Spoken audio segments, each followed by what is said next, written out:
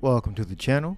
I'm your host Michael, and I want to update my mileage calculations because when I'm off the road at around 433 miles, I drive from, let's say, Smyrna, Delaware to Willow Grove, Pennsylvania. Then I go west in Pennsylvania and I circle back. And when I make it back to Delaware, I'm around 433 miles driven. And I roughly have about 100 miles left on the tank. So let's round it to 430 I drove, and it's about 100 miles left on the tank. Let's say 500. Let's knock the 30 off. Let's say 500 miles per tank. So this is what I calculated it as. So I'm getting much better gas miles than I thought. So normally when I park for the night, I see around 428 to 435 miles driven total. That's a round trip. Coming from home, picking up my route, driving my route, and making it back home. Roughly around 430 miles. So I rounded it, and I have about 100 miles left on the tank. So you see the calculation I'm using. So I just said 500 miles. So this is what I normally put about less than $35 in to fill it all the way up.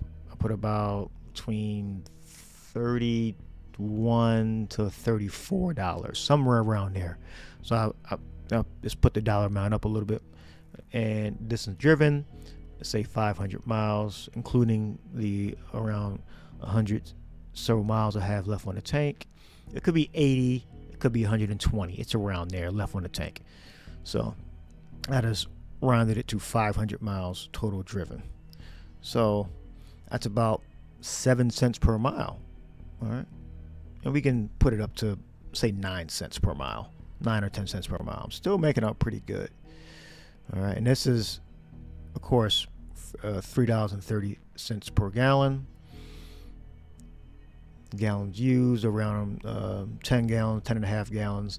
So I'm getting about 47 miles to the gallon. So I'm getting more miles. I'm getting better fuel miles than I thought. All right. So let's go down here. My conclusion says if you put $35 in your RAV4 Hybrid gas tank and drove about 500 miles, here's what the numbers show. You're spending roughly 7 cents per mile, which means every mile you drive costs you 7 cents. To cover those 500 miles, you're using approximately 10.6 gallons of gas. Your fuel efficiency comes out to about 47 miles per gallon, which is quite efficient for an SUV. With a gas price of $3.30 per gallon, you're maximizing driving distance for relatively low cost. So the gauge normally says about 38 miles to the gallon. So I'm actually getting more miles to the gallon. I'm getting more than what the gauge is showing. Now the gauge is just an estimate. All right. So with just $35, you can travel 500 miles, achieving an impressive 7 cents per mile cost. Yeah, so no matter what the gauge says, I'm getting 433 miles to the gallon. No, I'm getting 433 miles for a tank with 100 miles left to empty. All right, I have 100 miles left to empty. So you can probably achieve something similar to this in a electric car, notably the Tesla. However, you can get instant fuel. You can get instant charge, so to speak, with the gasoline equivalent, to propel yourself down the road. So I would say the advantages of, let's say, camping, which I'll be doing pretty soon, or dwelling, I get around the same fuel mileage with the Tesla and with the RAV4. Now, the obvious advantages of having a gasoline car, but that's what technically a hybrid is a gasoline car. I can fuel instantly, so I can get on the road faster. I can charge faster, so to speak. All right. Now, the downside of that is I have more noise. So if I want to run the engine, it's going to make a considerable amount of noise. With an electric car, it's going to be quiet. You might hear a winding sound or a sound of a fan, but it's going to be very minimal compared to the sound of an engine. Now, affordability. The RAV4 Hybrid comes in standard all-wheel drive, and it's considerably a lot cheaper than the Tesla. It's just cheaper. So, yeah, the affordability of a RAV4 relative to a Model Y is just cheaper. So you would have to make that decision cost-wise. Now, if you're looking at the maintenance, now what you have to do compared to an electric car, there's practically only suspension maintenance and tires. And eventually, the battery's going to degrade and all that. But, it's all, fuel. The mileage on the RAV is going to degrade also. So you have to look at the life of the car. See, is the degrading of the fuel mileage going to be faster than the degrading of the battery? Or is the degrading of the battery going to be faster than the degrading of the fuel mileage for a traditional gasoline car? Now I've done several test on a nickel metal hydride battery of my Corolla, and after 5 years it's holding up. All right, what you see on the screen, that's the 2025 version. I have the 2024 RAV4. So the battery's holding up, so I would expect the battery to hold up even more so in a Tesla. Now, I'm not sure if they're using a lithium iron phosphate. I heard they're using. You can fact check that for the Tesla, but it's a decent battery. I would say the battery in the Tesla is better than the battery longevity wise. Of course, it has a higher capacity in the Tesla, so I believe the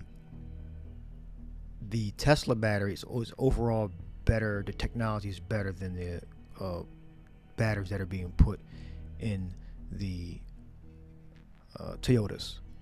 All right, so if you're only concerned about mileage, I would go with the RAV4. If you're concerned about maintenance, now you got to do, the spark plugs, oil changes. That's my mileage right there. I did per day. I do about that per day. The air filters, where you have a cabin filter. The expenses is going to pretty much, in the Tesla side, it's going to transfer to the tires more so. And if you don't have a house, you're going to be supercharging. And I believe it's probably double than what you would charge like in your home. So when I was doing my calculations, I was looking at supercharging, because if I were to get a Tesla, I would be supercharging. I wouldn't be charging at home.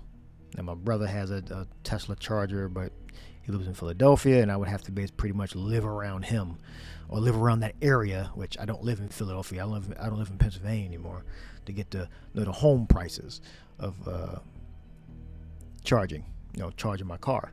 So overall, the RAV4 is the better pick if you're only concerned with fuel mileage and instant charge. But if you're concerned with your car being quiet, not making much noise, vibrations, while you're idling, or going down a road, that the Tesla will be more suited for you. But you have to deal with electric charging issues, which are the nature of the actual vehicle. So these are my calculations. This is what I'm pretty much getting. I'm getting roughly 47 miles to the gallon, and the estimate on the instrument cluster is saying 38 something.